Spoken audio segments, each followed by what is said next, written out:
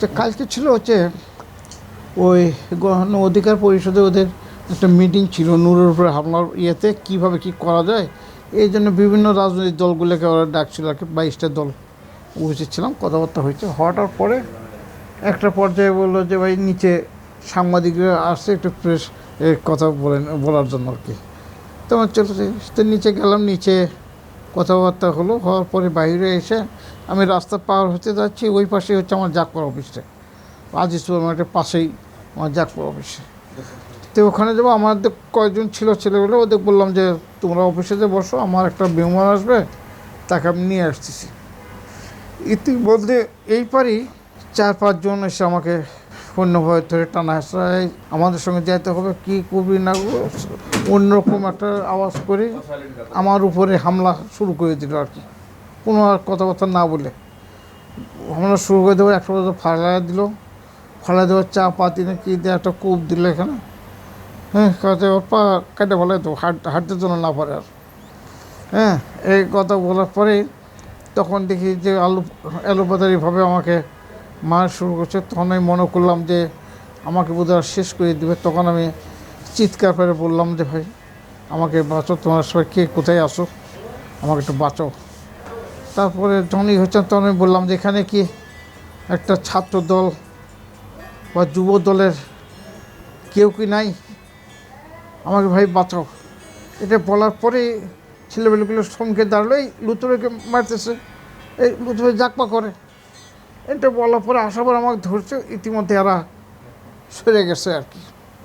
সরে যাওয়ার পরে আমাকে এরা ধরে টরে নিয়ে একটা রিক্সায় উঠালো, ইসলামী হাসপাতালে আসলাম। রাজনৈতিক সব এই তো রাজনীতি থাকে, তো এখানে যে জিনিসটা স্পষ্ট বলা দরকার সেটা হলো হচ্ছে আমি জাকপা করি আমার নেতা শফিউল আলম প্রধানের সঙ্গে 45টি বছর একসঙ্গে আমি জাকপা করি। ওনার কমিটিতে আমি 8 বছর ছিলাম পার্টির সেক্রেটারি হিসেবে, এবং ওই দলের একটা নিবন্ধন নেই আমরা, উনি প্রেসিডেন্ট, আমি সেক্রেটারি হিসেবে নিবন্ধনটা পাই। দীর্ঘদিন এই চলার পরে উনি মারা যায়, মারা যাওয়ার ওনার ওয়াইফ আসে। তারপরে এই জাকপাটা আমি চলার পথে কর্মকাণ্ড শুরু করে দিই। তখন ওই আমার নেতার মেয়ে ছেলেরা ওরা তো ওনারা জাকপা করলো আর কি, আমাকে তারা সরাই দিয়ে। এই যে এটার পর আমি জাকপাকে আমার মতো করে চলছি, নেতার আদর্শ, দেশের আদর্শ বাস্তবায়ন করার লক্ষ্যে জাতীয়তাবাদী রাজনীতিকে সামনে রেখে আমি চলছি আর কি।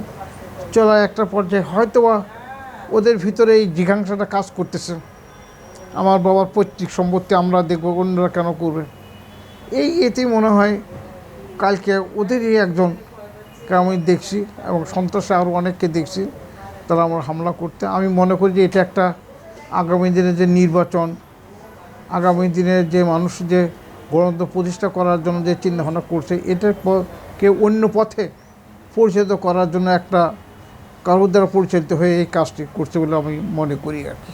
আজকে আমার দেখলাম বাহির থেকেও আমাদের সেই প্রধান ভাইয়ের সঙ্গে থাকা অবস্থায় যে সমস্ত নেতা ছিল ওরাও চলে আসছিলো, এলাকার সবাই চলে আসছে, যে এটাকেই করতে যে আমাদের যা যা করে আমরা করবো, আমরা ঐক্যবদ্ধভাবে কাজ করে দেবো আর কি। প্রাথমিক অবস্থায় কাউকে আপনি চিহ্নিত করতে পেরেছেন কিনা? হ্যাঁ, প্রাথমিক পর্যায়ে আমি একজনকে করতে পারছি, সেটা হলো হচ্ছে ওই একটা সন্ত্রাসী নজরুল ইসলাম বাবলু নামে একটা ছেলে ওদের সঙ্গে আছে, সে ওই যুব কী জানি করে আর কি, নজরুল ইসলাম বাবলু, ওকে দেখছি, ওর সঙ্গে আরও 4 জন আছে, তাদেরকে আমি অতটুকু আমি করতে পারিনি। আপনার উপর যখন হামলা হয়েছিল তখন আইন শৃঙ্খলা বাহিনী আশেপাশে ছিল না, আশেপাশে কেউ এখানে ছিল না আর কি, থাকার কথাও না। যে ঘটনাটি ঘটেছে সেই ঘটনাকে কেন্দ্র করে সরকার কিংবা আইন শৃঙ্খলা বাহিনীর কোনো পদক্ষেপ আশা করছেন কিনা? আমি আশা করছি, এই জন্য আমরাই নিজেরাই এখন পর্যন্ত ওটা কিছু করিনি, তো করবো বলে আমি আশা করতেছি। তারপরেও তারা এই ঘটনাগুলি জানার পরে আইন প্রয়োগের সংস্থার বিভিন্ন লোকজন তারা এটি থেকে সবাই আমার সঙ্গে যোগাযোগ করছে এবং বলছে আপনি কিছু পদক্ষেপ নেন, আমরা আপনার সঙ্গে আসি।